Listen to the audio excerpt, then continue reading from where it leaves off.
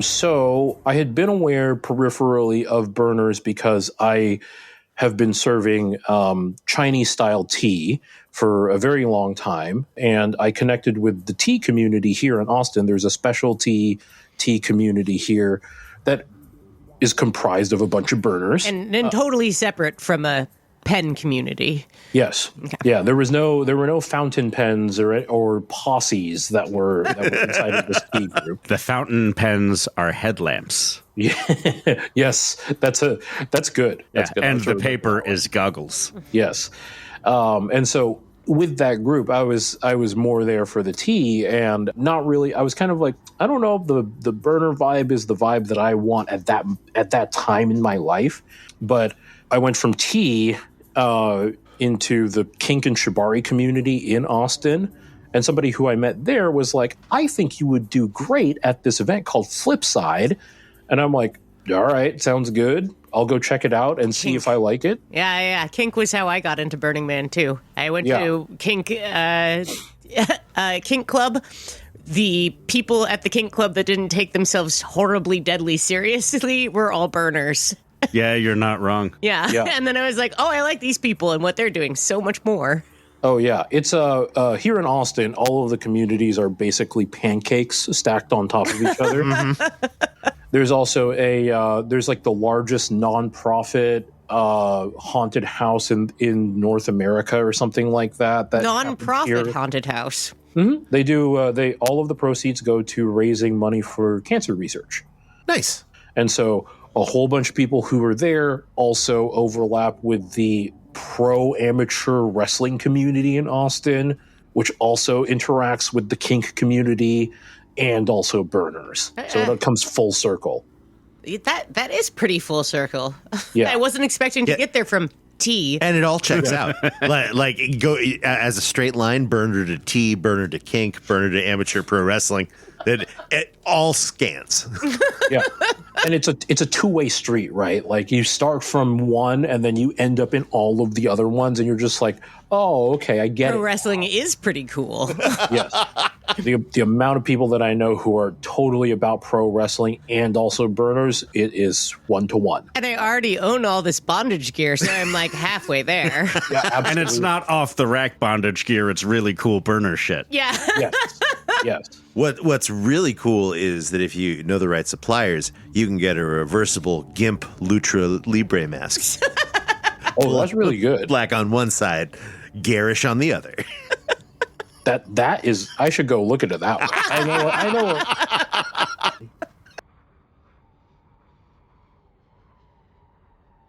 Accuracy third. What does it mean? Whom is accuracy third? Why come accuracy third, and welcome to. I'm D-Day. I'm Beth. Rex! Today on Accuracy Third, we have my friend and yours from the Discord, Fax Machine.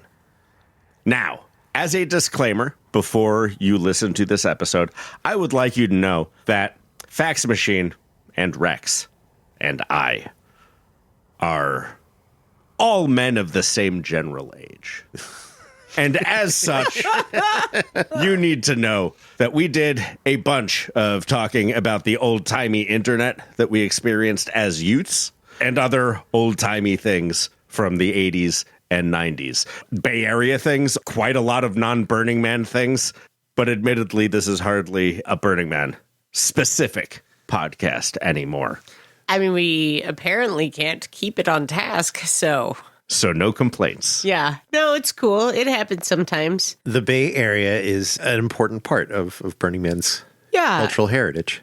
And you guys are we. You guys don't even know about the podcast about the history of the valley that is going to be very boring, except for me and my mom. It's going to be much less boring than our history of Cuddy Banks. Oh, my God. That would be a fun gift on Playa. You want way too much to drink? Oh, my God. We need to make in a plastic We cup need to that make you have Cuddy to Bang handle? gift bags to give out as party favors. Dude, Cuddy Bang Roulette Ooh. We just get a bunch of those mini bottles of all kinds of really terrible things and throw them into a all the cardboard different box and shake flavored them up. Goldschlagers. Just like take 2 and a can of something. Ooh.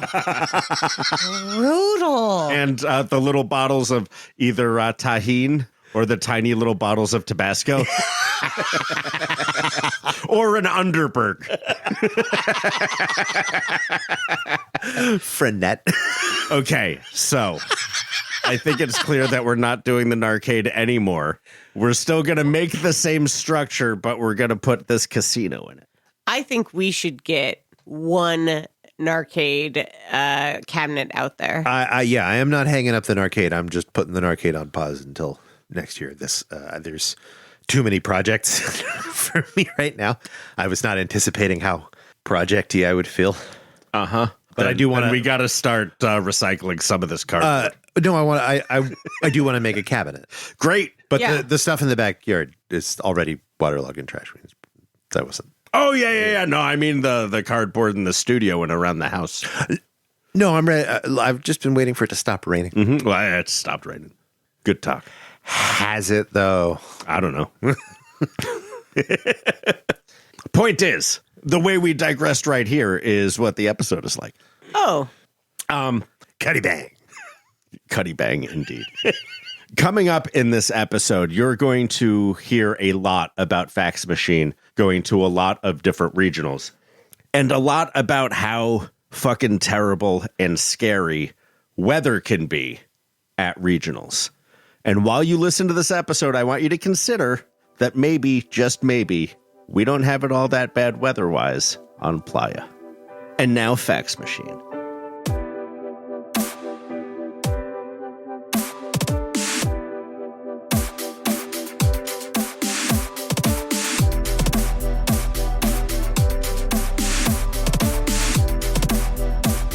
All right, so how do y'all do these things? We're doing it. Okay, Yeah, excellent. this is it. This is the thing.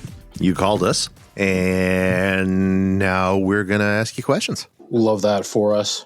First, most important question, are you Fax Machine? That is correct. Okay. Fax also works. FAX is totally fine. Other people say other names. That's also totally fine. Fox. Fox. Fax Machine. Yeah, that works. Nice. Well, I guess the obvious first question is how and why is Fax Machine? Wow, my first question was going to be, are you gate? I'm not gate. Oh, wow.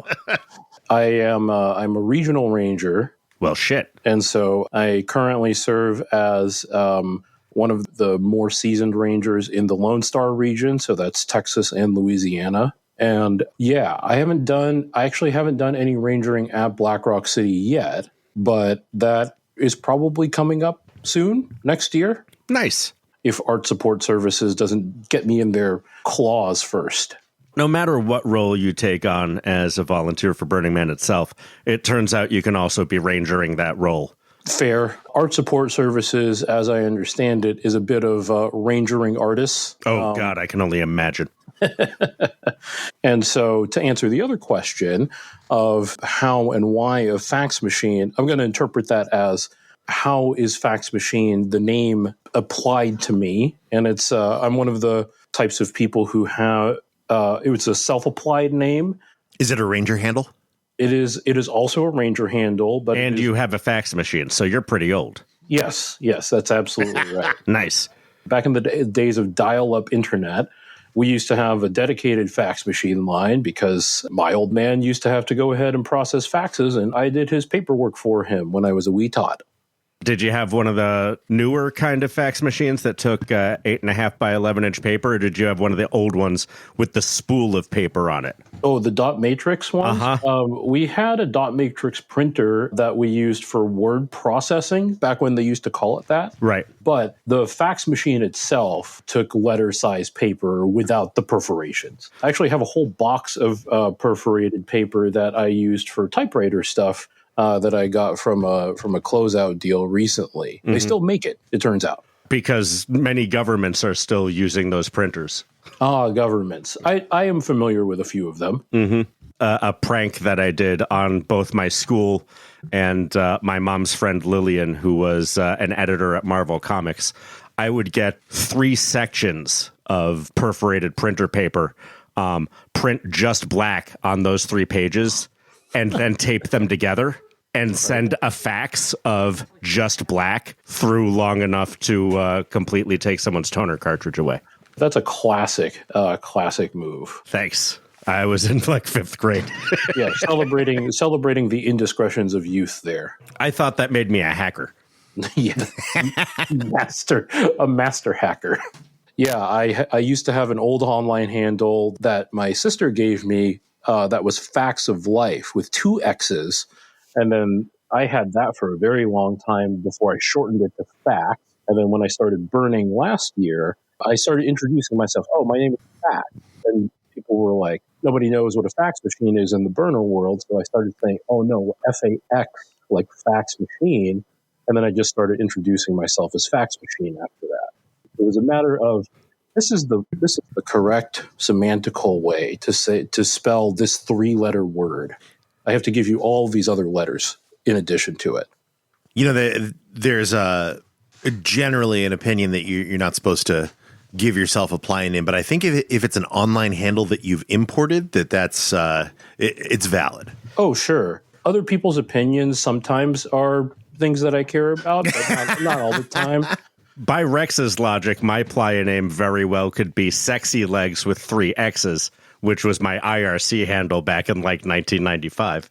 That's a pretty good name. Thank you. I was the only Sexy Legs that existed. And oh boy, did dudes get upset when they found out I was a dude. And I was just like, hey, Sexy Legs is not gender essentialist. That's absolutely correct. Beth's here now. Beth's putting on her headphones now. Oh, excellent. Beth, please show Fax Machine the respect they deserve. Hi, Fax Machine. Good job, Beth. you can go back out. Yes, hello. Hello to everybody. We met briefly at the listener appreciation party before Hope had drugged me away to ply me with whatever that mysterious cocktail was that she had. Oh, Hope was pouring good cocktails. Yeah, it was like a souped up take on like a corpse reviver or something. It was White hot creme de menthe. It was White hot creme de menthe was good. The hotter version was excellent. Some people say that. You were one of them. Yes. We need to create a list of some people say this is excellent. Some have said. Now that we've exported that recipe into the world, I don't have to buy $90 worth of creme de menthe before I come to Playa anymore. Only $40 now. Excellent.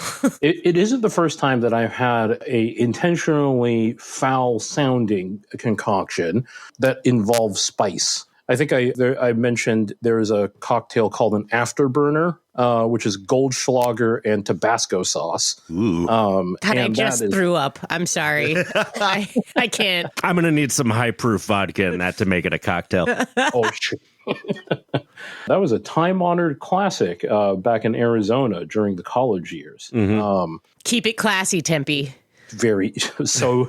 I feel seen right now. Yes. Very, very much so. I've always been a fan of the Prairie Fire. What is the Prairie Fire? It's tequila shot with a little Tabasco floater. Okay, I'm down with that. I'm down with that.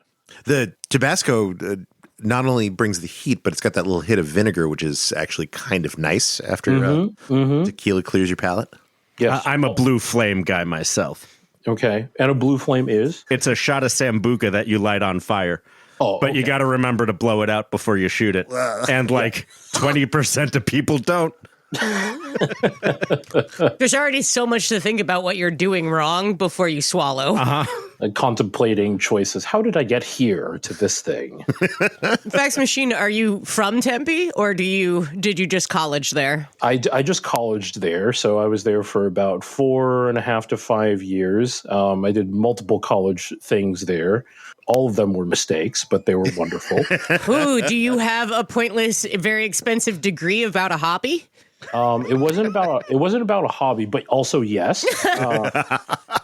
ended up washing out of a degree program for game design from one of the for-profit game design mills. Oh, yeah. And then I scooped up a associate's degree from a college that doesn't exist anymore because they lost their accreditation. Fuck Nice. yeah. The Yay. University of Phoenix on campus.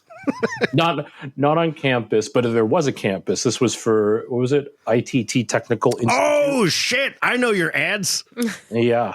I grew up with a satellite. The great news about that is no one can check, so we could all be graduates from ITT Institute. That's right. I'm a licensed dental hygienist. Don't Ask me questions. about HVAC installation and repair.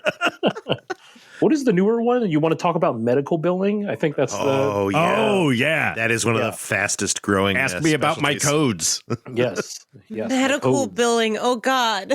Yeah, an entire industry of just billing people for medicine. It seems Like like it might we be could too have a complicated? different solution to medical billing, period. You know, if they figured it out, they're not sharing the secrets with the people that need to make those decisions. If they were gender neutral candy stripers, they would be doing some good. But instead, let's get sexy legs on it. yeah, exactly. Thank you. Here I am. If anyone would like to give me enough money to run for office and run me for office, please don't, but all right. Please don't, but all right. D-Day, I think you could pull off a candy striper outfit.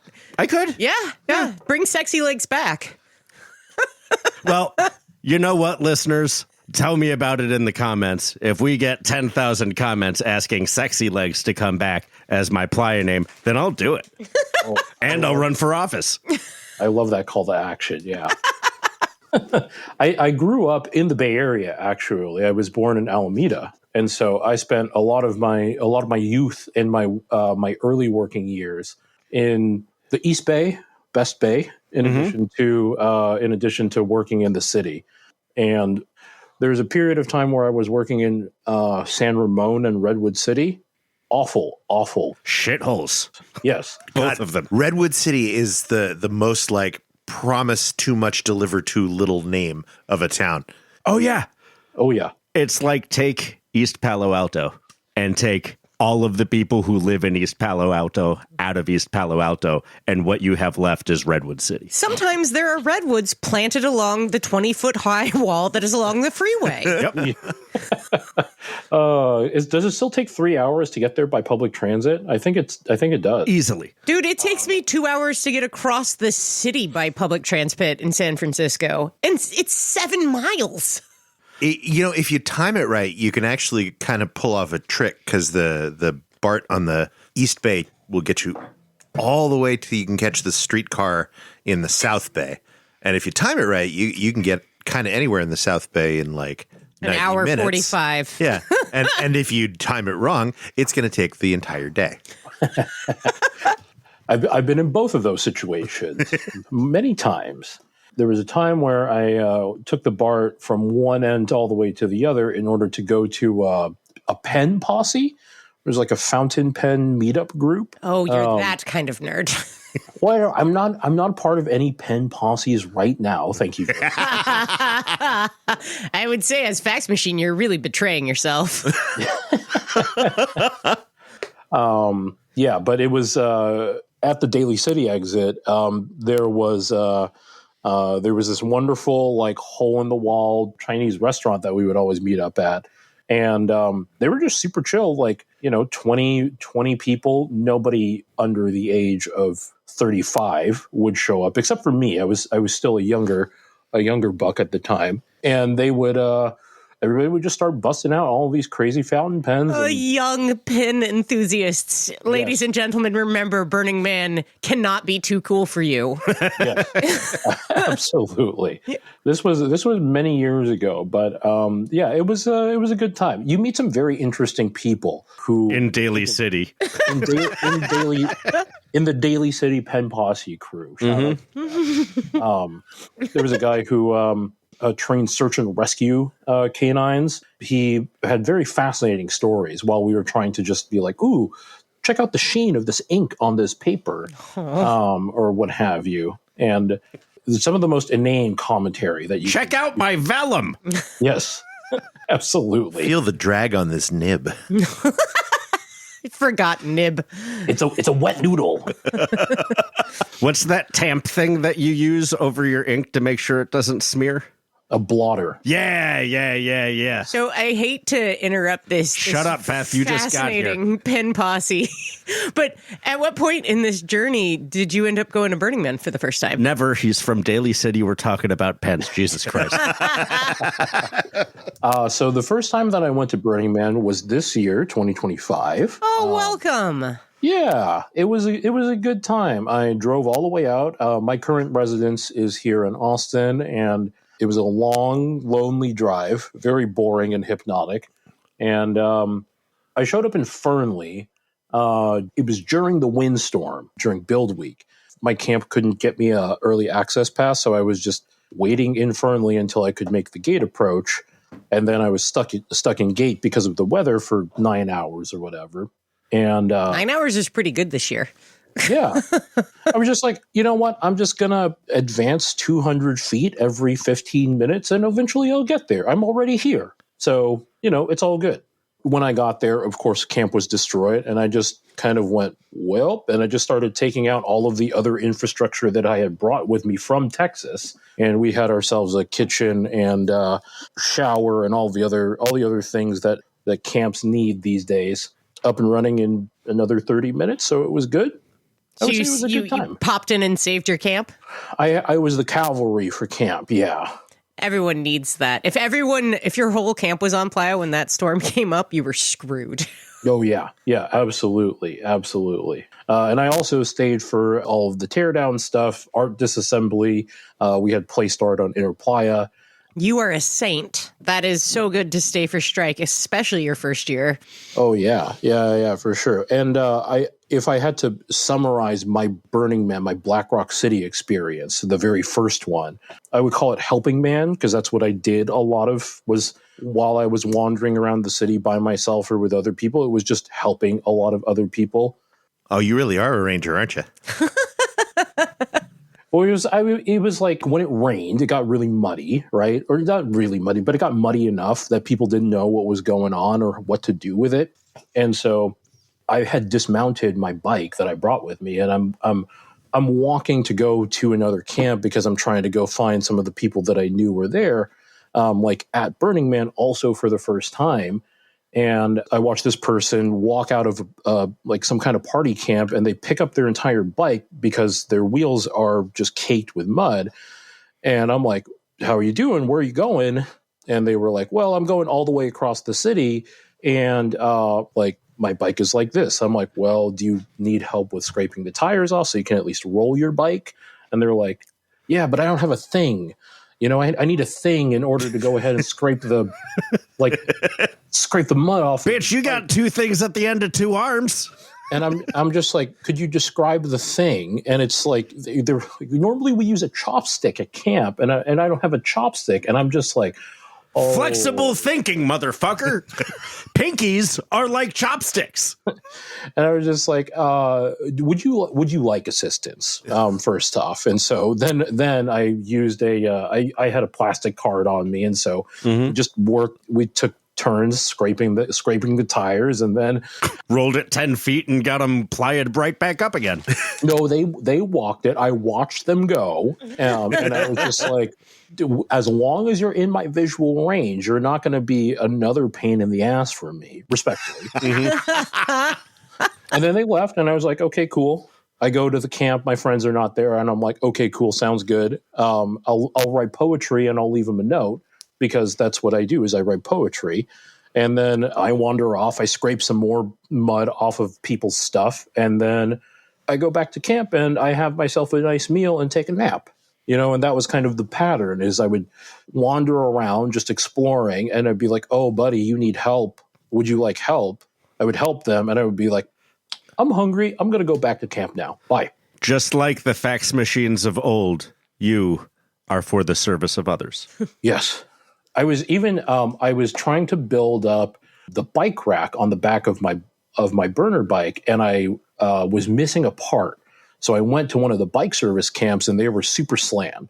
And so I'm waiting in line and I'm like, I don't have anything to do. So I'm like, turn around. I'm like, what's going on with your bike? And so I start helping people like with their bikes and clearing the line. And then the bike people are like, what are you doing here? You look like you don't need help. Can you get off our jock? I need a part. I'm like, I need one specific part. Uh-huh. And they're like, okay, you can look at everything that we have. And then I was like, all right, cool. So they didn't have the part. No, of course not. Of course not. Yeah, you don't have like a barrel set screw thing that's in like 3 millimeters. Oh, dude, set screws are the fucking worst. And so, but it was just like so many people who were just like, they have no idea how to even begin thinking about helping themselves in these ways. Like, never fixed a flat tire on a bike before, never re-engaged a chain on a bike before, like, et cetera, et cetera. So you like burners because they're helpless. I actually, so when I first got started burning was in the regional circuit, and I went to the big Texas burn, which is Flipside. And I ended up camping with a whole bunch of people who did not need any help at all. I was like, wow, these people have it together. All burners must be like this. I was not accurate in that assessment, but I got to go ahead and hang out with a whole bunch of cool people as a result. As I connected with more burners, I was like, oh, there are categories of burners. Some need more help than others. Mm-hmm. And some are open to receiving help, but not everybody's open to receiving help. So that's why I like to ask first. I feel like at any given regional, your ratio of radically self-reliant burners to sparkle ponies is much, much, much higher than at the big burn. This is purely anecdotal, like personal perspective. I think the ratio is similar, but there's just an order of magnitude more everything at Black Rock City that it just feels more. So like, yeah, if it's 8-1, now there are 10,000 people who are just fucking up your event instead of 1,000 people. I'm just thinking that there aren't like a lot of upper middle class Chinese nationals who are like, I will visit Flipside. It's true. It's true. I think burner culture is people magnetized to the big one, for especially the international crowd. Because if you can only go to one, why not go to the big one or what have you? It's also the stakes are often. I mean, I guess Flipside is really hot and hard to be at as well. But it's just like, Rex and I and D-Day all went up to Soak, and it's just like, this is a lot easier when it's not trying to kill you all of the time. Yeah, I was sick and I was miserable, but like I wasn't miserable like I would have been if I was on playa. Oh God! And it had just rained. Yeah, actually, the weather at Burning Man was easier than the weather at Element 11, which is Utah's burn. Oh, really? Oof, because that's salt. It wasn't the salt, but it was 3 hours away from Salt Lake City and Salt Lake. Are you sure that isn't actual hell? It was. It's very white. Have you been to Salt Lake City? The nearest gas station was 90 miles away. Oh shit! So it was quite a drive, and every night it was 40 mile per hour windstorms, I think, with dust. So visibility was always down to zero for hours. But like salt and arsenic dust, not dust. Yeah, well, I think it was a mix. My skin did not corrode, thankfully, and I made it out in one piece, I think. But yeah, the weather was definitely like Burning Man was just like, oh, okay, like it's wet on the ground. I better walk slower and not in the muddy patch. I mean, I was pretty annoyed by the weather at Burning Man this year, but mostly because like I brought like 6 pairs of boots. That's a lot of boots. And within 3 days, like 4 of my boots were out of commission. I'm there for 3 weeks. You're going to need a lot of boots. That's fair. That is maybe, well, it sounds like you may have needed more boots at that point. I can't possibly be packing more boots than that. I might as well stay home. Yeah, these are my stay-at-home boots. These are my burning boots. These are my stay-at-home boots. You did pick a pretty moderate first year weather-wise, aside from the storm. Temperature was nice. I mean, Yeah. last year it was cool and it didn't rain and have that horrible wind. Now it rains at Burning Man. Beth, get used to it. I am used to it. Then I take it back. Flipside 2024 was actually my very, very first burn. And that was Memorial Day weekend, 2024. First, there was whichever level of tornado warning was there is a tornado about to be on top of you in 5 minutes. You should go you should not be here right now. Seek shelter. That's the double wide tornado warning. Yeah. And so that was during early entry. And then the rest of the what week, do you do when You that have to- happens? find a ditch. You put your human body in a ditch. Get out of your car. Yeah, cover the back Yes. of your head. Yep. And, get right with God or yourself or not. Yeah. I don't. It's very much a contemplate your life choices and hope you live to see the next day. Were you in a ditch with other burners that were all waiting in line?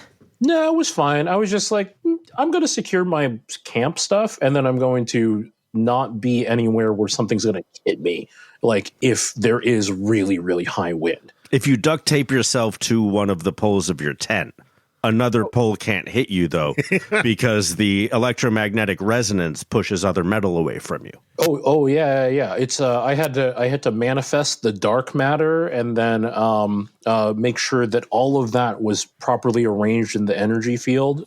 It really helped out a lot. Gaffer tape helps too. Gaffer tape helps most things. Yeah. So after the imminent tornado disaster thingy that barely did not cause an actual disaster, the other disaster that happened was the rest of the weekend was 114 degrees with 100% humidity. Shit. What? Isn't that just boiling? That's hell. bath. That sucks. Yeah. So that was challenging. What happens? How do you just never dry? Are you just always wet? Yeah, by Thursday, everyone has trench foot. Pretty much. There were Flipside is around 2,500, 1,900 to 2,500 people, and I think at the town hall it was announced that there were over 300 related heat incidents that was admitted to the medical crews, and it was rough. Like people were not having a good time of it. It's almost like they shouldn't be alive in that kind of condition. It was so hot that equipment started failing, as opposed to it was so cold equipment starts failing. It was the opposite for this one. So that was a fun time. So you did that, and you're like, "Great, I love it. Found my spot." I was like, my immediate response after I got out of that was like, I don't know if I like this or not. So I should keep going to figure out the answer to this. Damn straight. Good instincts. It's like a strongly flavored food. You're like, oh, that's intense. I don't know if I like that. I better have another. Yeah. Yeah, and then I went to the very ill-fated Transformus later in the summer, and so that was in 2024. What happened to Transformus? Transformus, the leadership was running into some challenges in that they had no idea what they were doing. Yeah. It was on new property. There was a family legal dispute about the land on the property. Oh, no. And Half the family wanted hippies camping on it, and the other half of the family was like, can this not just be our property? You can see. And there was also, of course, the law enforcement inside of the county was very conservative. And so they rolled in and started throwing their weight around. And it was... there was a lot of people who got real mad that they couldn't have their fun party, and a lot of citations given out for people who's like, you have too much alcohol. Empty all of that into this bucket that we bring along, and we're going to fine you now. Dude, fuck you. That's weird. Yeah. Too much? Are we making lunch? You can fine me, but you can't make me put my booze in the bucket. Yeah. That's not a power you have as a cop. So give me my citation, fuck off, come back. But, like, the booze won't go in the bucket. That's what ended up happening. This is like North Carolina, Virginia state line. So I don't... You didn't tell me you were in the Carolinas. Fuck. Yeah, the booze obviously goes in the bucket. Yeah, rewind. By the way, it was all the way out there. So Transformus was the North Carolina burn. At that time, yes. It's kind of like that region's burn, but the previous venue that they were at, they did not return to for reasons I don't know, which was like Deerfields in South Carolina, I think. There's another burn that happened there this year, but it wasn't Transformus. Transformus didn't happen this year, and I don't think it's going to happen again, but that's speculation. But yeah, that burn also had terrible weather. We got flooded out in addition to like heavy thunderstorms. So I had to go ahead and manage a group camp to avoid us getting completely washed out when it got real bad. And then it was great because of the people that I was hanging out with. And I was like, okay, I could maybe mess with going to more burns. What was it that convinced you that disaster camping was your thing? I get more powerful when there's disasters near me, so I was like, oh, all right, well, like I can focus on just like this one thing instead of whatever terrible music is blaring from the other side of the event. Being generally capable is like its own drug, you know? It is true. Being able to use your training and ability to act under pressure, you find out who you are under challenge or duress. Right? Seems like people should pay us more. And so I've never really turned away from doing hard things in life. And so I was just like, oh, this is like doing hard things, and I'm having a good time because of the people around me. If I was camping with people and they were just total blockheads, I would be like, all right, maybe I really don't, this is not for me. But the people I was camping with, they were wonderful people. And like I got to go ahead and write a whole bunch of poetry and play music while I was out there on my weird Chinese instruments.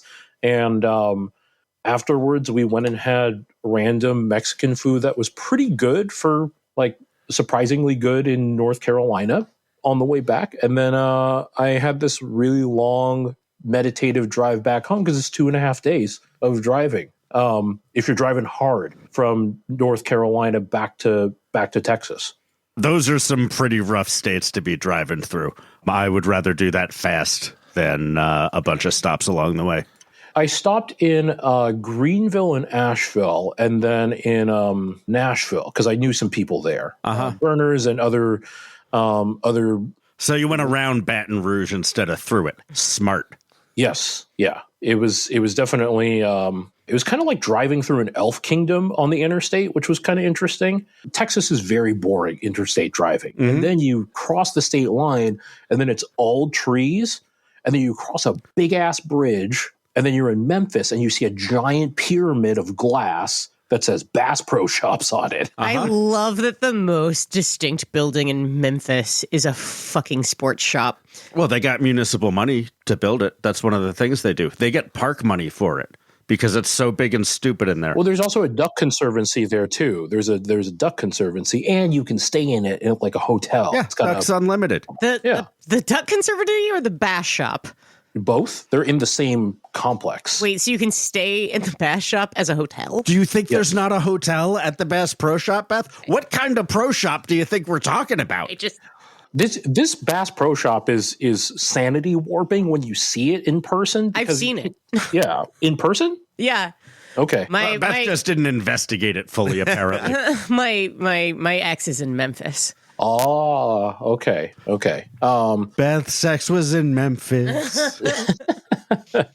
So, and then there's just more trees until you get to the Smoky Mountains, and then there's a Buc-ee's there, which is a ridiculous monument. It's the southern version of Sheetz or Wawa. Or Wawa, yeah. Right next to the Smoky Mountains National Park. And then I got to the I don't even remember the name of the nearest town to Transformus. But there was good Mexican food there. Thumbs up to that. Huh. If I ever remember what it is, I'm sure I wrote extensive notes about it in my personal journals. But it escapes me at the moment. Well, send us a copy once you publish them. We'll look through it for you, tell you if we find it. Oh, yes. You would do a great service for me.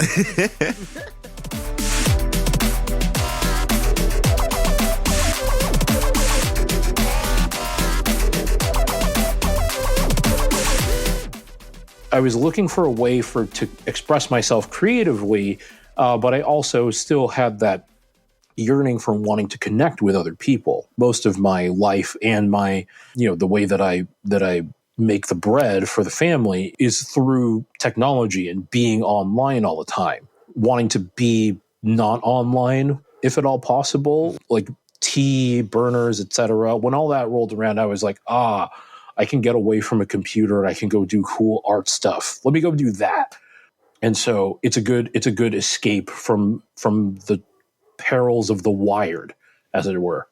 So it was an obvious option for you that was just sitting there waiting to be discovered. Sure, yeah. It felt very natural, especially because it's like once you have been inside of like kink environments, especially you go to Burns and you're like, there's like naked people doing stuff. Mm-hmm. Yeah, all right, I'm gonna go eat a sandwich, Like I was very unfazed by any of the things that I saw at any burn. Wow, that's so funny. I never think about that as the introduction. Like Burning Man, when I went for the first time, I came from the theater community, kink community, because other overlapping communities. And just none of the things that happened in front of me were startling to my like, should that be happening in front of me? And I think that that was because of kink.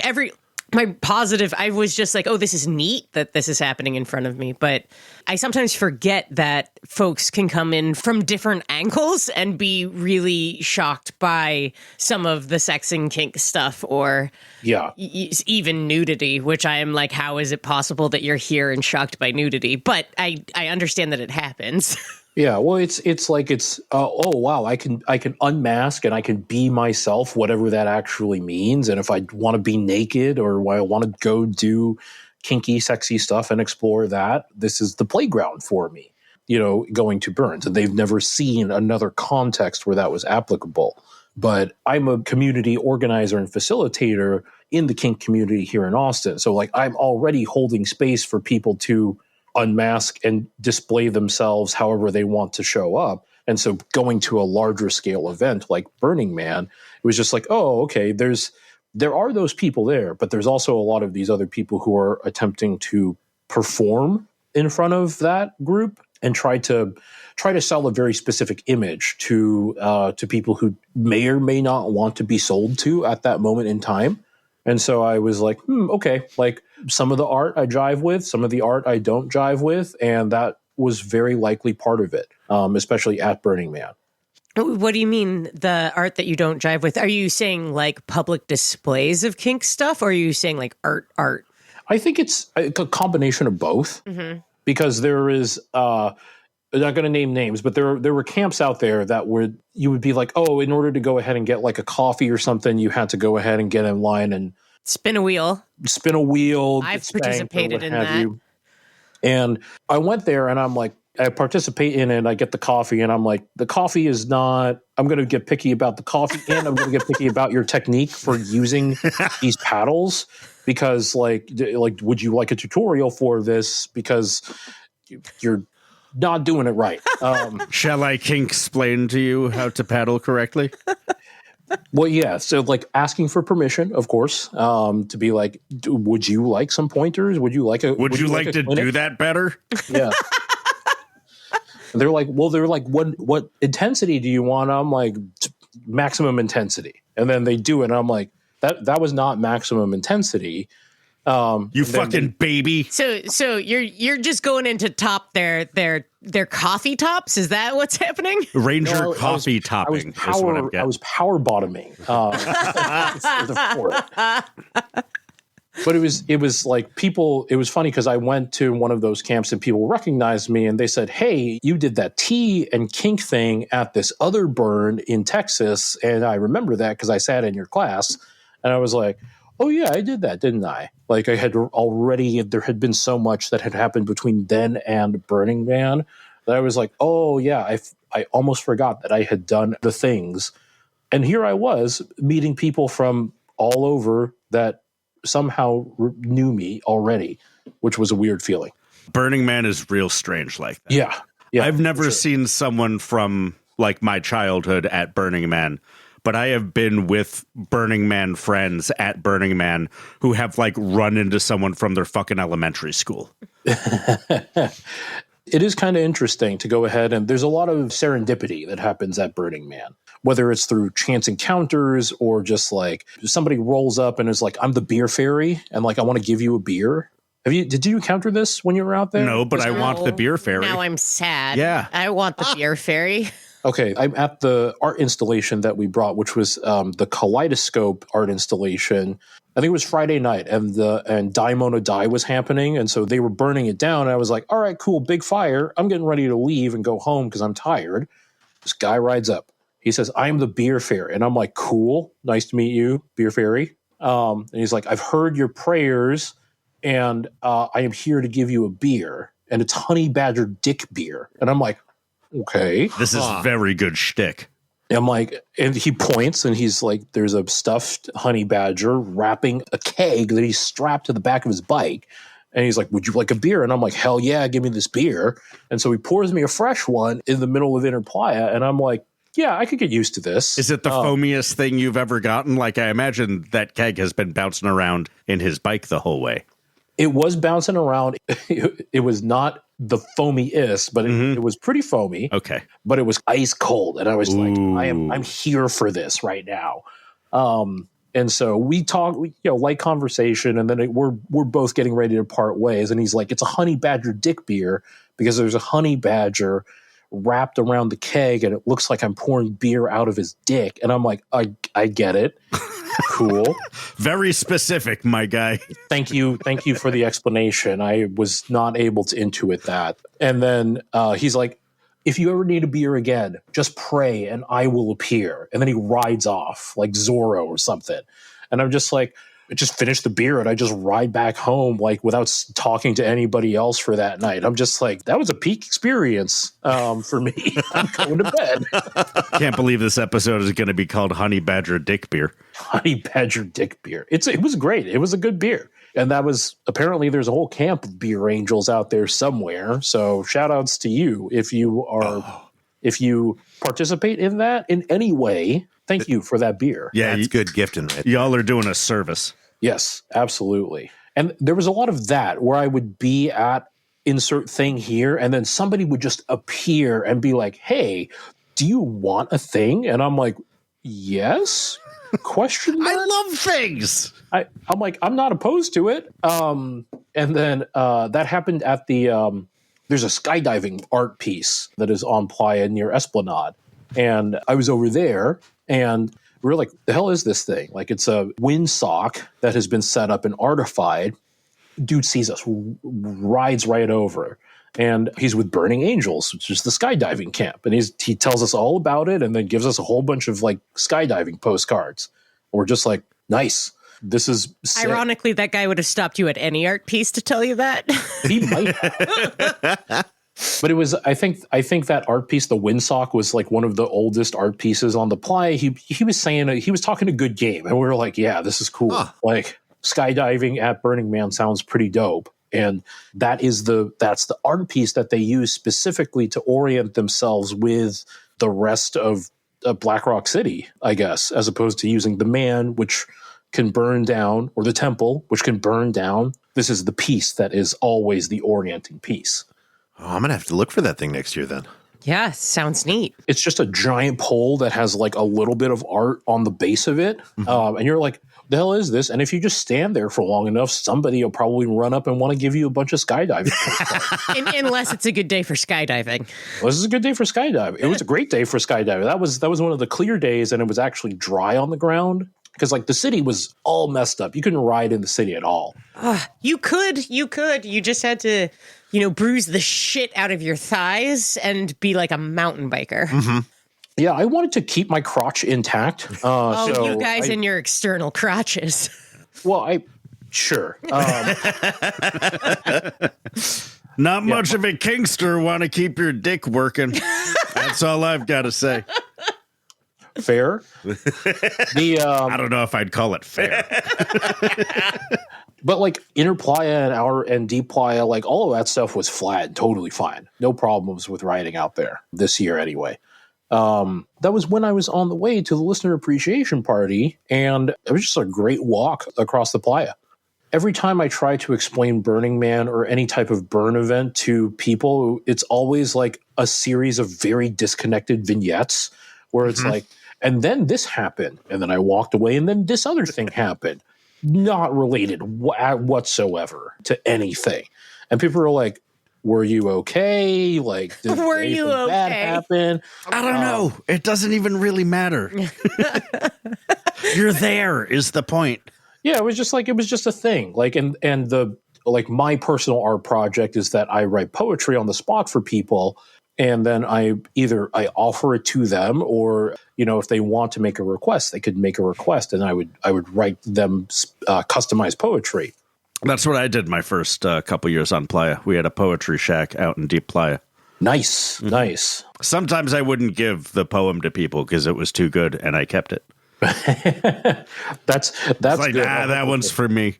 Yeah. I wrote and gifted out a whole bunch of poetry, and it was interesting because, like, when you give a gift, especially that's like a very personal gift to somebody, you get to see whatever their sincere reaction is before they realize they're making it.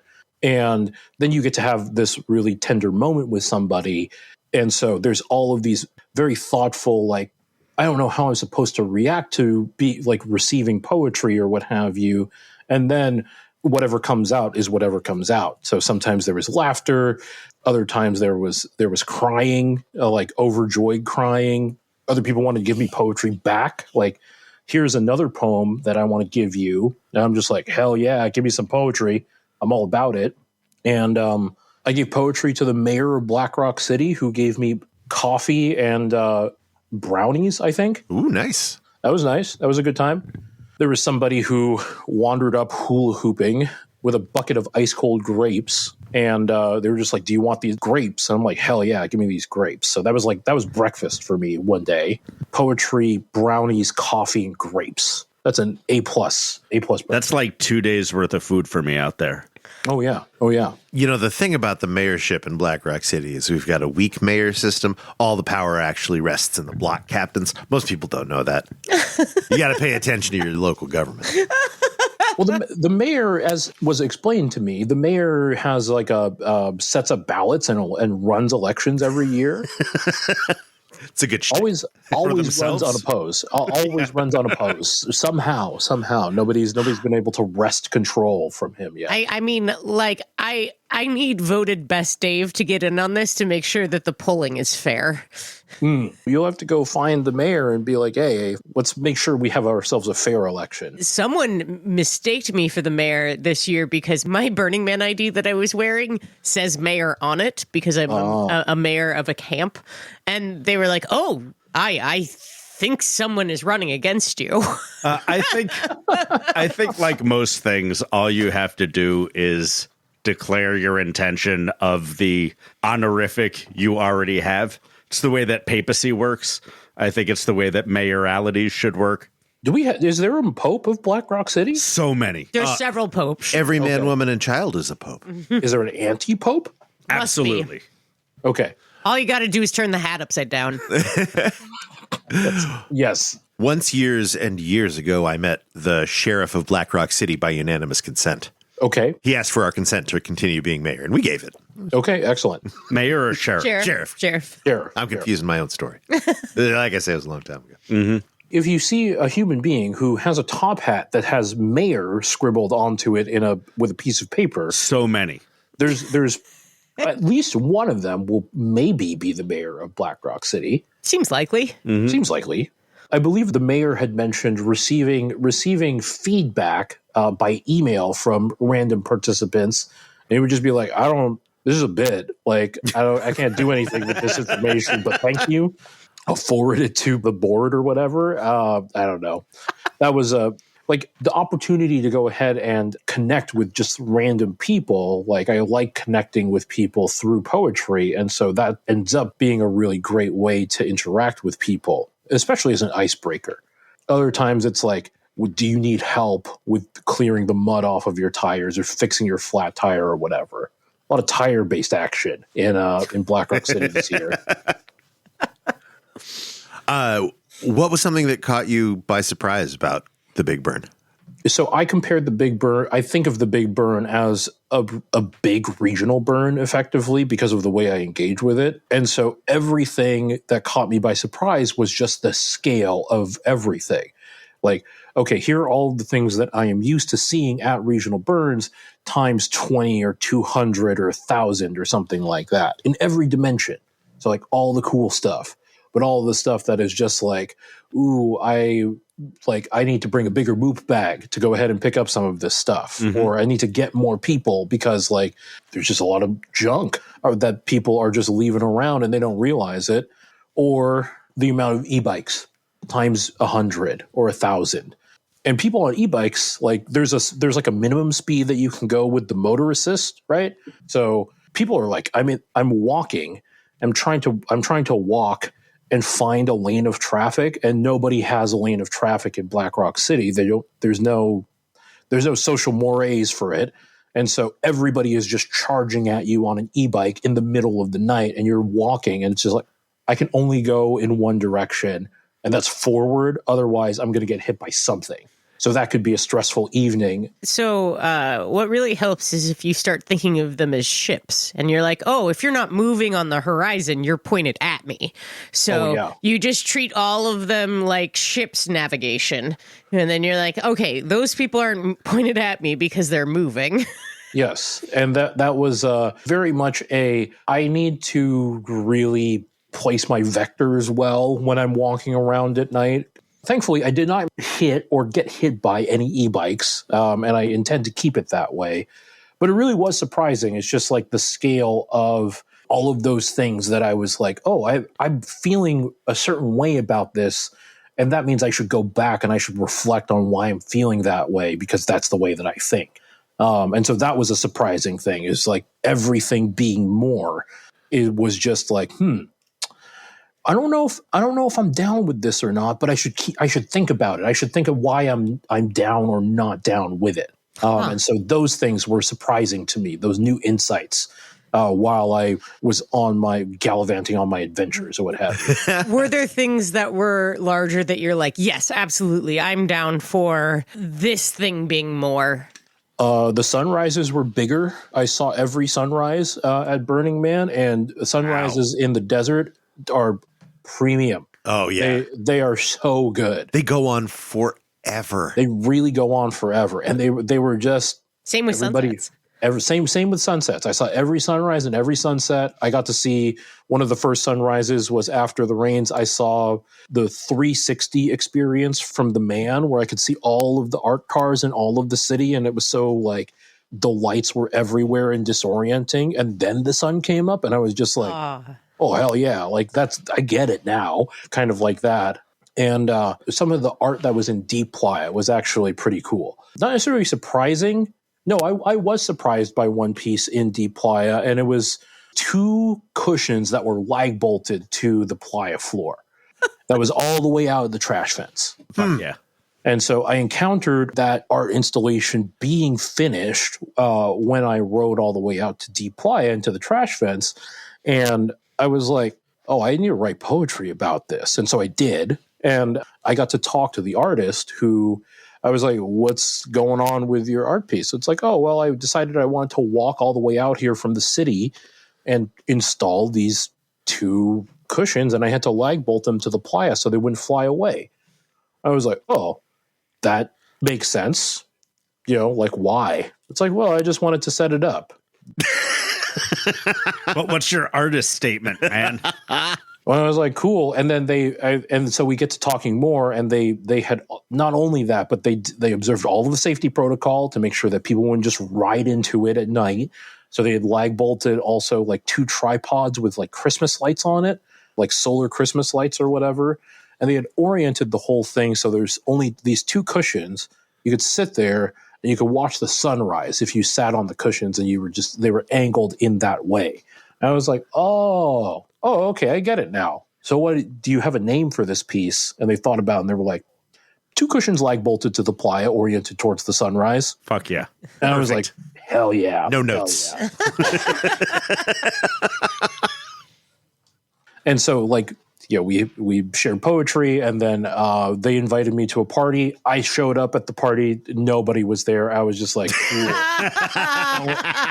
I'm going You to bed. got me.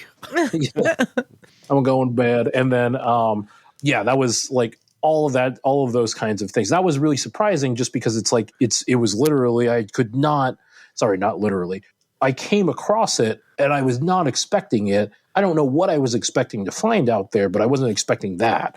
And to be able to engage with somebody about that thing, I agree about the scale. And yes, definitely the scale was to be like, oh, the scale of everything was bigger, but also all of the small art is smaller by an order of magnitude too. I like scale as both. It's all of the detail and all of the vast largeness of it all. It's like what one of the things that Burning Man does is change your sense of scale. Mm-hmm. Mm-hmm. Absolutely. It's like Las Vegas in that way. Shut up. I can't believe the fountains in front of the Bellagio are so big. They are pretty big. Mm-hmm. It's true. I found that I had mixed feelings about the temple. I had, at Transformus, the burn that I was talking about a little while ago, I helped build that temple and then also helped pack it full of fuel to burn it down. Mm-hmm. So I had a different perspective on temples in general. Most Texas burns do not have a temple type thing. It's usually just the effigy. So it's like a combined thing.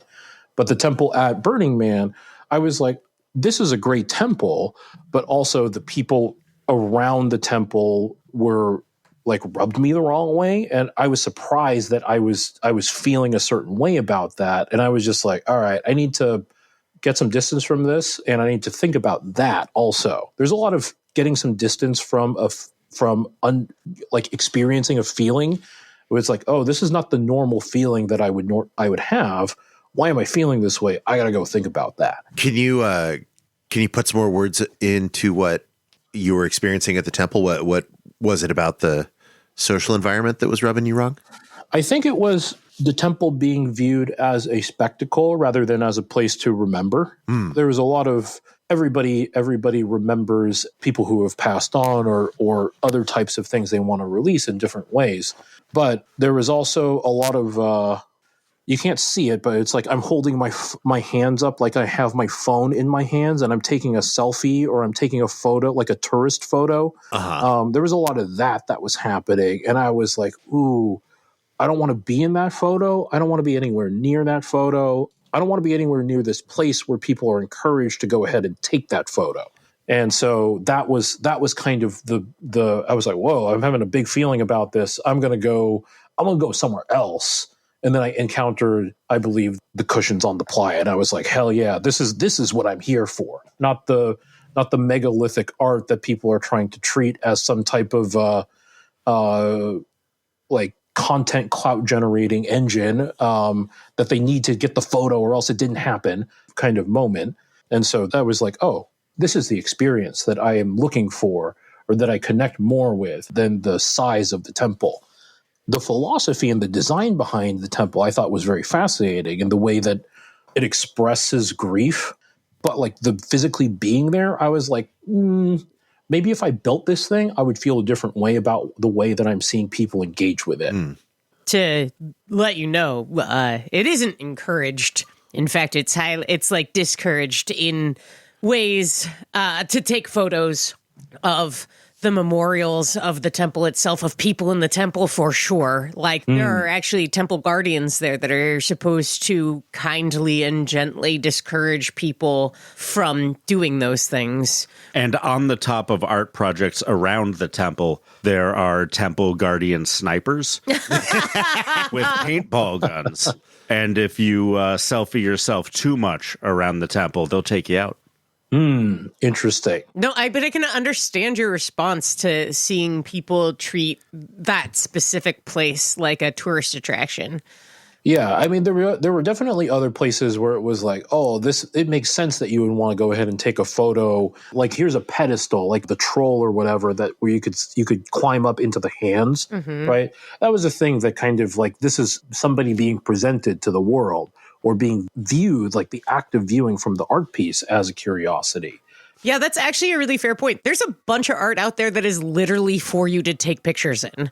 That is like, this is a frame, this is a platform, this is a chair. Let me tell you a little something about these angel wings I found. And to be fair, maybe someone could talk me out of this. Those are the least interesting forms of art out there for me. They're not art. They're a backdrop. Yeah.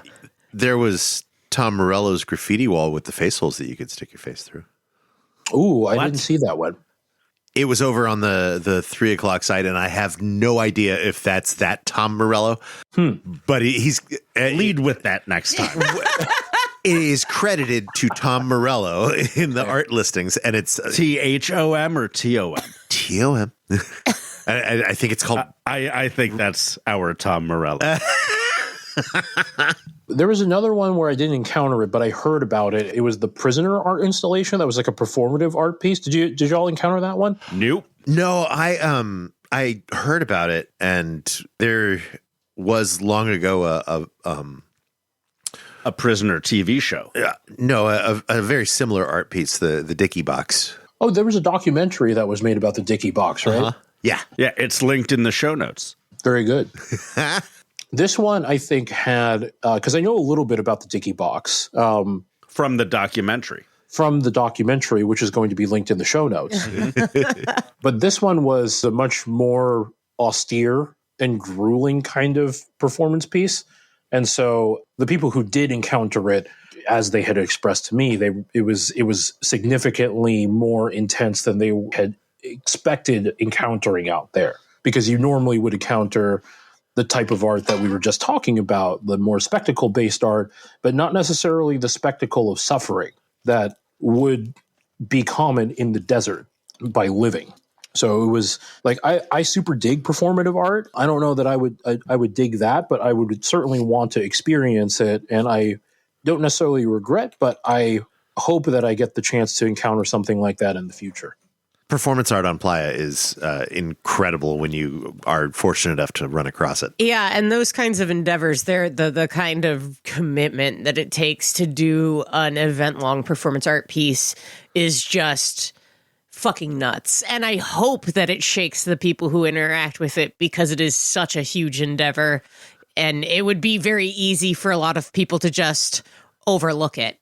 Absolutely. I am very fascinated about what the why people bring what they bring to burns. And part of the thing that I like doing, especially when I'm rangering, is to just be an observer and then be very curious but non-judgmental about what I see.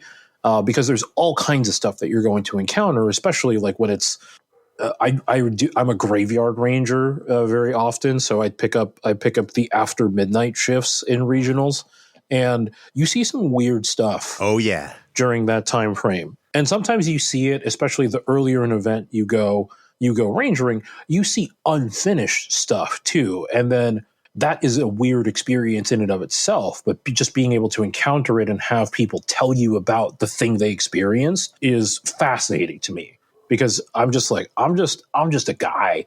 I'm just here. But like, this is whatever you're telling me about, and you're super excited, and maybe you are altered in some way. Perhaps. Let's go on an adventure, and let's also make sure that you're being safe about it.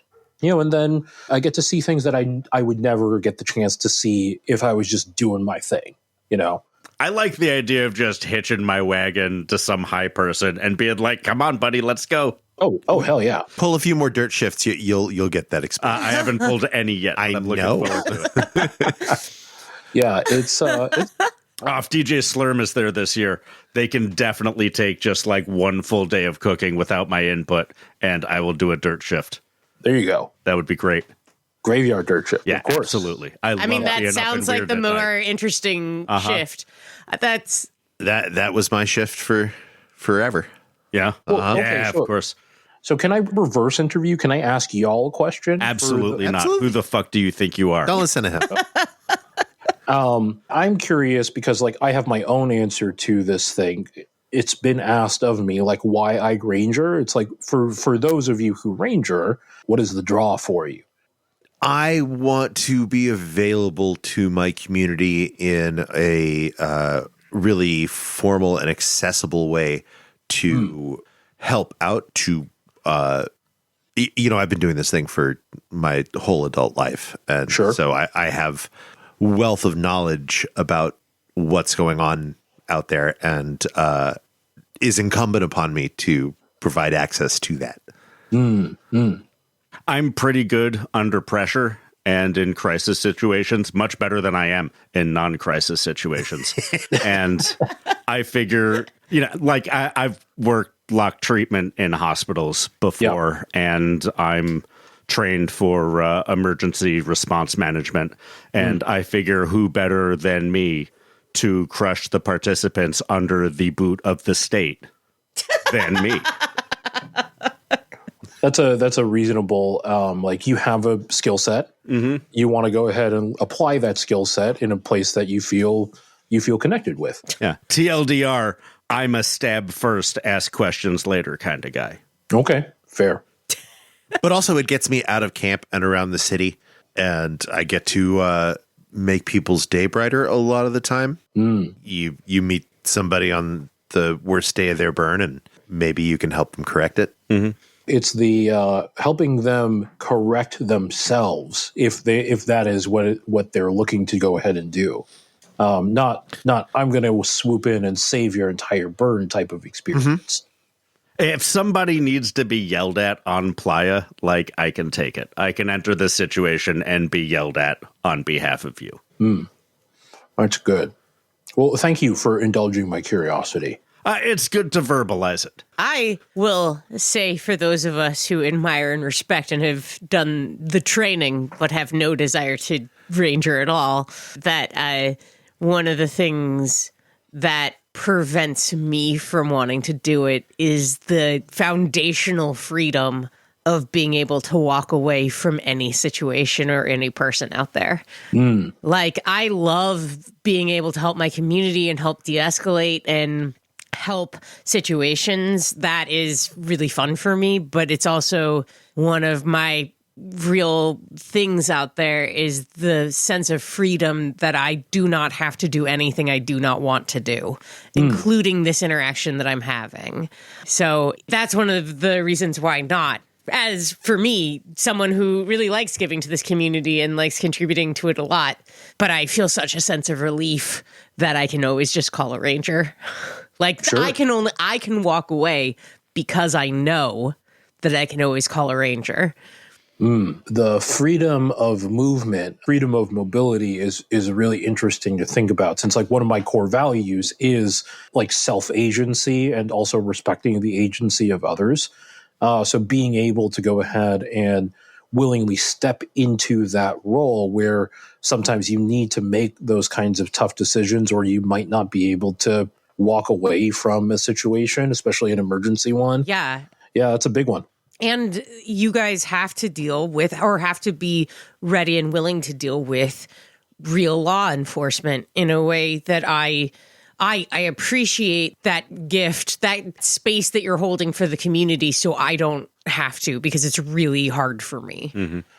I think the law enforcement dynamic is a little different at regional burns, Transformus excluded, I think, but inside of Flipside, for example, the county that we hold the burn in has been with us, invited along for the ride, so to speak, since its inception, more or less. At the start of the event, the board gives law enforcement a radio, be this is what we got going on, and people are reminded who go on shift for whatever safety shift that requires a radio, please do not swear on the radio. Please do not have a name that's going to be interpreted in a really dumb way on the radio.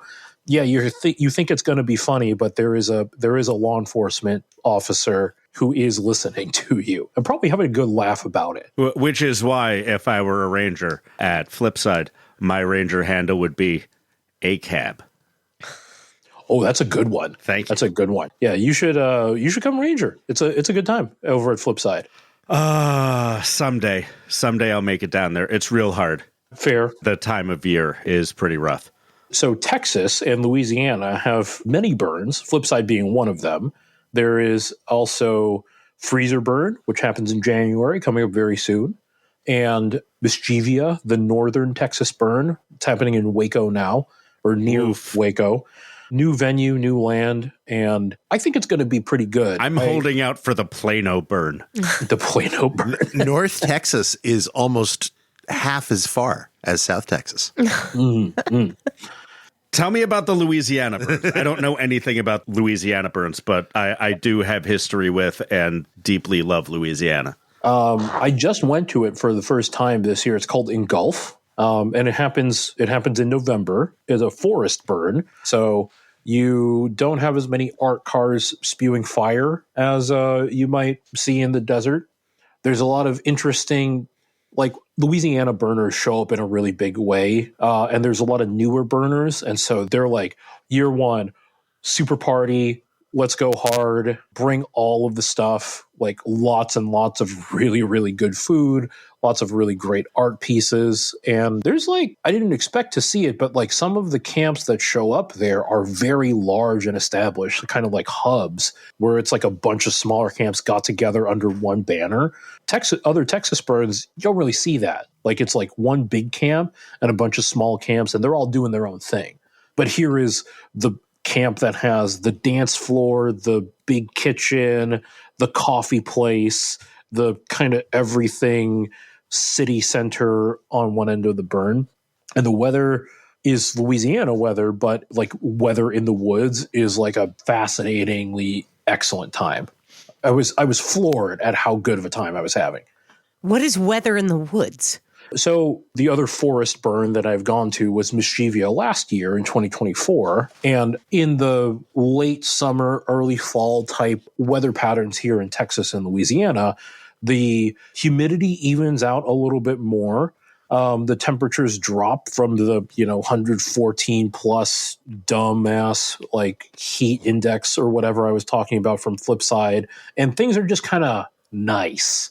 Louisiana has a tendency to have rain that just lasts for a really long time, like several hours of just heavy rain. Louisiana is known to have humidity so severe the rain forms on your skin as you walk through it. That happens. Yeah. But in the forest, like there's more trees. And so there's like, if there is rain and it's heavy, you are not going to get as much of it as if you were on an open field or by the coast or something like that. There's still going to be like, you still have to deal with bugs. You still have to deal with all the other stuff that you do at a burn, radical self-reliance, blah, blah, blah. But the weather just ends up being nicer. And like, instead of it being like insufferably hot and humid, it's just kind of like, it's a little hot in the morning and daytime. And then it's cool enough that maybe you have to put on a base layer at night. And it's nice because you can go sleep and be nice and cozy as opposed to so insufferably hot or cold.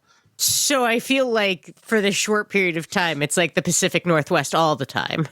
Yeah, for sure. Having been in extreme heat and extreme cold burns, I will say I favor neither, even though I'm a sucker for severe weather. It was not a good time when I was at Freezer Burn earlier this year, and it was 19 degrees. Oh, my God.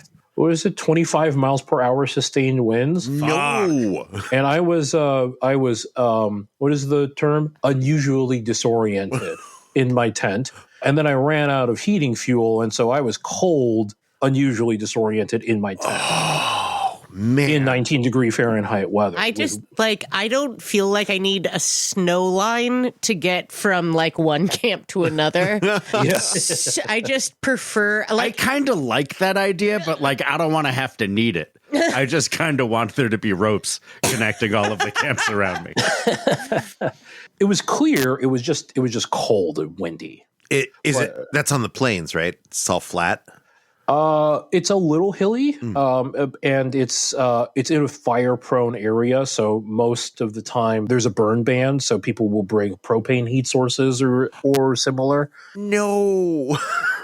But on the rare occasion that the burn ban isn't happening, there are sizable fire installations that are there because it's cold. What else are you going to bring? You got to bring an air conditioner.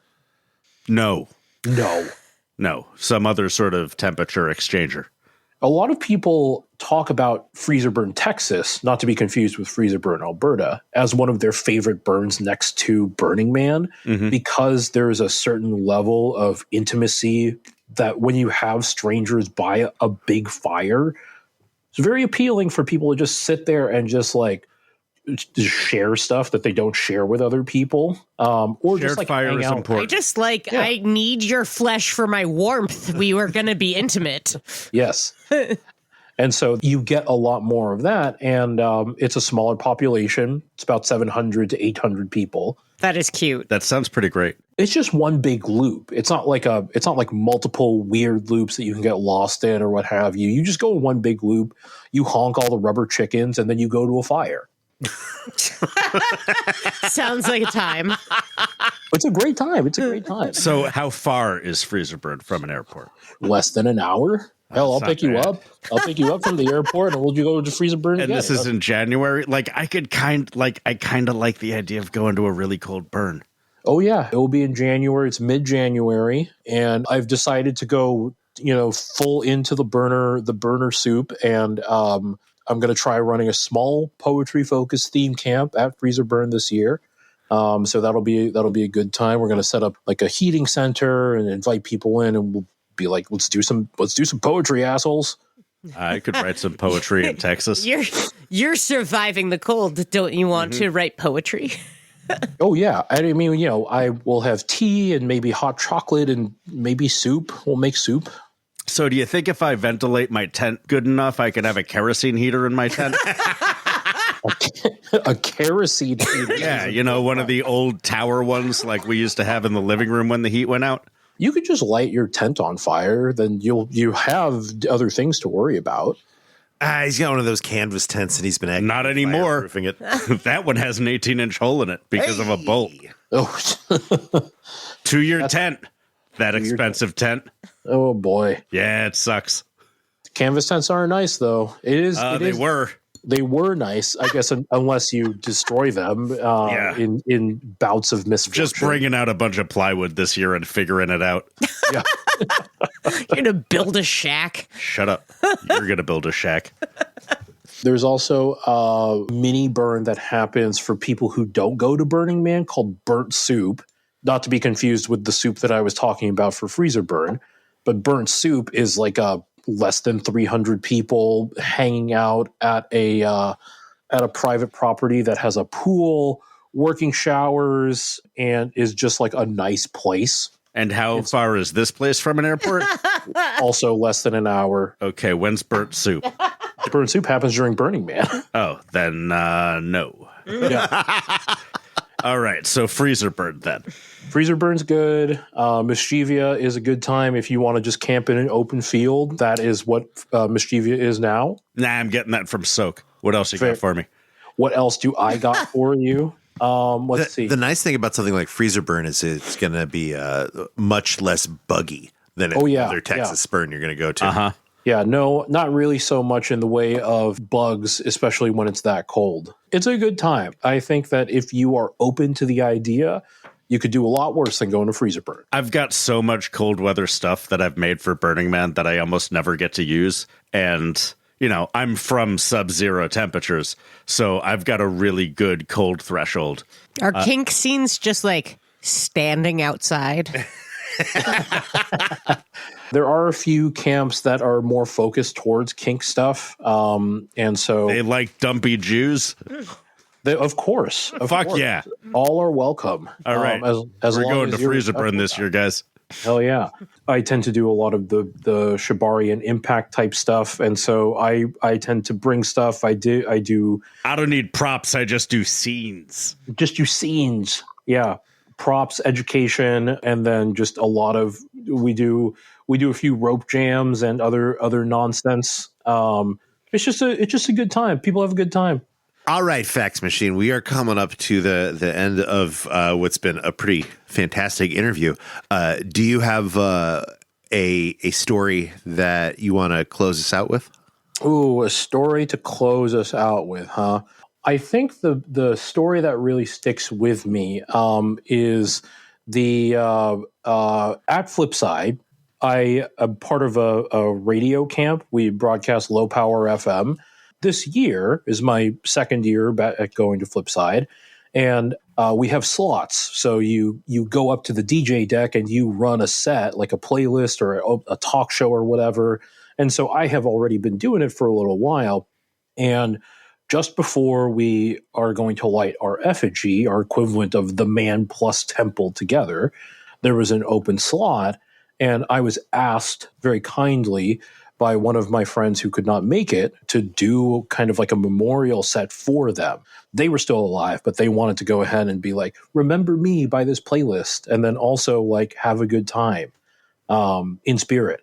And so I had this, I think, 1 hour block where I was playing their playlist and then also on the microphone DJing. And you could see everybody, 100% of the burn, walking by the front of the radio tent, and the amount of people that would stop and they would see me on the radio and they would be like, Fax Machine, hell yeah. And then like the entire crowd starts cheering just as they were walking by was significant. And the amount of times I got to heckle them was also a really, really good time. And we got to broadcast live as a result of that. And so my friend in another state, one of the friends from Transformus, got to go ahead and listen to it and crack up as I got to heckle. Like, it was like, all you dirty hippies going to the burn, go take a shower afterwards or what have you. Just insert shock jock commentary here. I'm so glad you named it so I didn't have to. Fax Machine and the Bean. That's right. Yeah, that was a really good time. And this year I have been traveling so much to go to burns, and a lot of transition has been happening in my life. And this was one of the times that it really felt like embodying that feeling of being welcomed home, not just to Flipside, but to is this thing for me or not? Do I like going to these things? I was like, oh, there it is. I found the answer. Welcome home, Fax Machine. That's me. And so that's my closer story for you.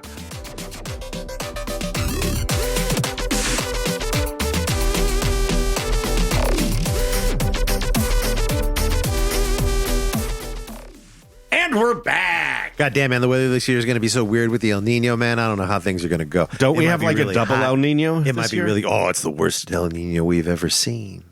We're going to have like secret double El Nino. Globalist El Nino. This is a real Pope El Nino. A real papist El Nino. Catholic El Nino coming our way. All I know is there's a whole bunch of those little fan floaty, kind of like jellyfish, not exactly fish things washing up on shore on the beaches. Uh-huh. And that means... I think those are just baby jellyfish. No, they have a hard spine and a spike in the back. They're called a specific... Prehensile jellyfish. They're just like jellyfish. They're a mix between plants and animals. I don't think they're... Preserves fish. But they wash up on certain years. Cooking joke? Preserves fish? You wouldn't know, Beth. No, I wouldn't. Thicker than jam. Marmalade fish. Doesn't matter. Lots of them are washing up now. And that might be because our world is boiling and we're all going to die. Uh-huh. But it also might be because this year will be cool on playa. Yeah, last El Nino was really like cool and windy one year and then just like perfect the next year. Oh, I would love a cold playa.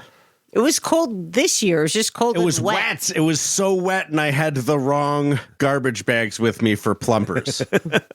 You really did. I've already fixed that problem. I have $25 worth of 75 plumpers. Individual plumpers, not pairs. Fax Machine neglected to mention when we were talking to him for 2.5 fucking hours that he runs a Saturday night online radio show on Shouting Fire called Burning Mirror.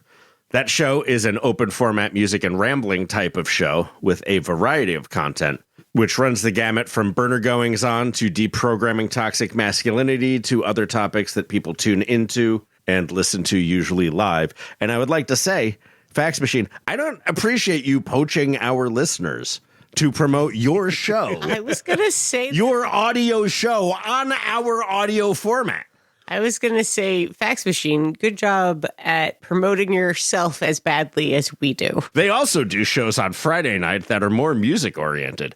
Judge's Juice Box, the whole thing, and hot mics and dead air, which Fax Machine also tends to co-host live from time to time. Link is in the show notes. I do love when we find somebody who just utterly fails to plug themselves when they get the opportunity. It's perfect. It's so us. Us is Accuracy Third, which produces Accuracy Third. That is we. The music in this episode, who fucking knows? That is also very we. Yeah, I didn't put any note in my little notes app, so I'm going to assume that the music in this episode is from me. Or maybe it's from Buddy, or maybe it's from Fax Machine. I don't know. If you're interested, and it sounds good to your ear, check out the attribution in the show notes. Attribution, that's what the show notes are for. Hey, if you would love to share your music on our podcast and get maybe attributed in the show notes, because, you know, we all have ADHD in this room. Some of us even have a diagnosis. Give us a holler at accuracy30. Most of us have a diagnosis. That's true. The majority of us have been to the doctor. Many of us for our problem. have ADHD and have done nothing to fix it. I have a well-paying job that I maintain. I have friendships and partners. You have a job with insurance where they would totally cover your ADHD treatment. Question. Anything to say to defend yourself, Pat? Look, it's taken me a while to admit that that's happening, and now I don't want to seem like I'm drug seeking.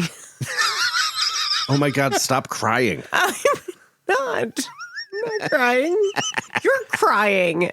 Beth, let me tell you about this symptom of ADHD called rejection sensitivity, where sometimes you will be very hesitant to take actions which would benefit you and be pleasant for all involved. But they're going to be boring. Because they're probably really boring. You fear that maybe there would be a negative outcome, a judgment, a rejection. It's very common. I just like... Whenever you're ready. It's fine. Take your time. No, it's fine. We talked to plenty of neurodivergent or neurospicy, if you prefer, individuals on this show. Do you? Hate it as much as I hate spoons. I see. I don't like either of them, but I hold space for them. There you go. I think that's our responsibility as people who don't need to use the term spoons. You know what we don't get a lot of, though, is normies. Like, Normie Burner, come on, tell your story. How are you? What is that even? Yeah. Do you speak to everyone in your extended family? Have you a secondary degree? Did you marry your high school sweetheart? Do you wear the same sort of shoes you wore when you were a teenager? Is your retirement fully funded?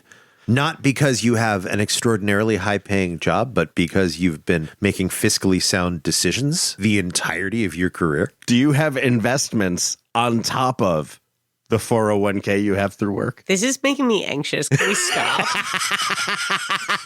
If you would like to support this podcast, you can get in touch with us at accuracythird@gmail.com and tell us that you would like to share your Burning Man story with us.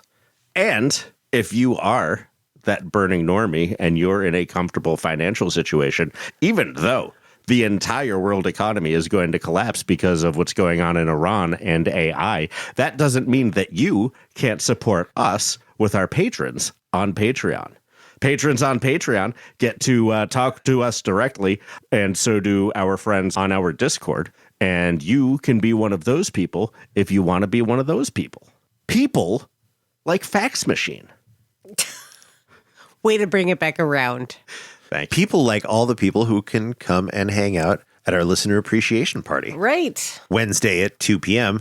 at an art car situation in the middle of the playa, somewhere. Inner playa. On the 730 radial, somewhere between the Man and Esplanade, halfway-ish, at an art cars situation featuring, at minimum, Una, Ahi, and maybe other art cars as well. Come meet us, have fun, drink white wine spritzer. That's the deal. Get swag. Give swag. Ask questions. Have questions asked to you. Be shade mindful. We're doing it on open playa. Maybe we'll get a shade set up, strung up. Maybe we'll all be hanging out under umbrellas. Guys. If you are melanin deficient, you're going to want to bring a tarp on a stick. Yeah. Wear sunscreen. Yeah, and umbrellas and shit. Like, you know how we haven't had mixers for years? Now we're not going to have shade. So please prepare yourselves. Our shit is always a challenge. Like, It's Burning Man. it's, who doesn't love a hunkering party? We can all just hunker. Some of our best parties have been hunkering parties, and you know it. I'm gonna come dressed like Brando from Dr. Moreau. I was going to go there, and you took that from me. Ice bucket on my I will head. be like the little monkey man under the ice bucket on your head, straddling your blowhole. If you would like to straddle our blowhole, come on the pod. Support the podcast on Patreon. Join us at burnernarc.com. Get yourself a Dr. Worm shirt. Sure. And if you don't know about Brando on the island of Dr. Moreau, don't go and watch the island of Dr. Moreau.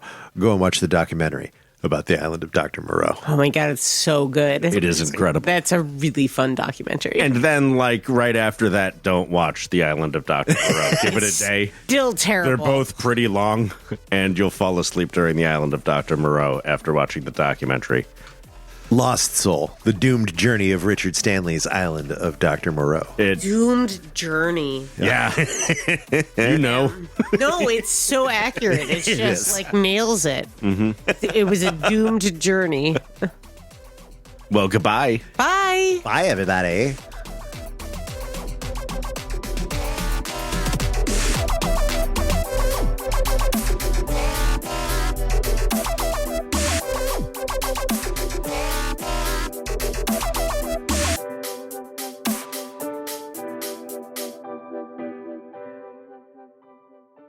Okay, so maybe you can clear up this ongoing argument that D-Day and I are having.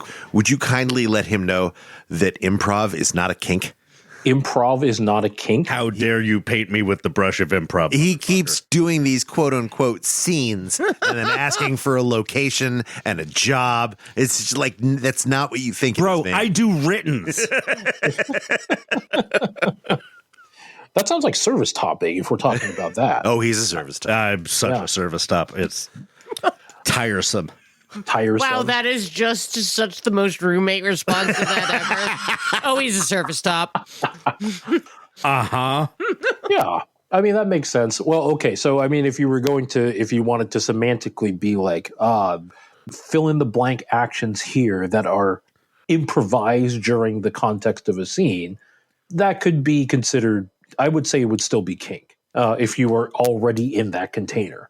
If you weren't in the container and you were just like, you pull out some paintbrushes. Everyone like, stop how about pulling it? things out of my container.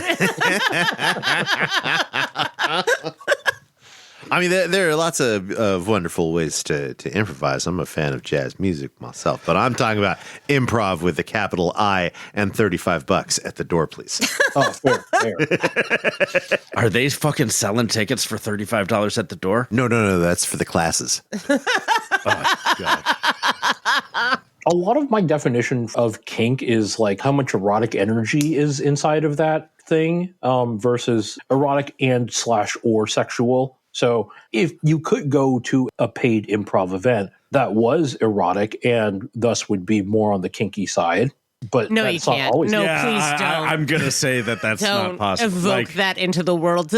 I'm going to say that any given no one improv- has that sort of humiliation cake. I just refuse to believe it. Like, I have, in my, 37 years of doing theater, I have had to go to so many different improv shows, and I have seen one good one that entire time. okay. I dated a professional improviser when I was a young person, and I saw many really quite good improv shows, but none of them were even remotely bordering on erotic. Improv sucks the sex right out of any room it's in. Yeah, I can come anywhere, and I've never come while watching improv. I came on the phone with the governor of New York, but I have never come in an improv theater, not once. Same. I mean, I guess you got me there. You got me there.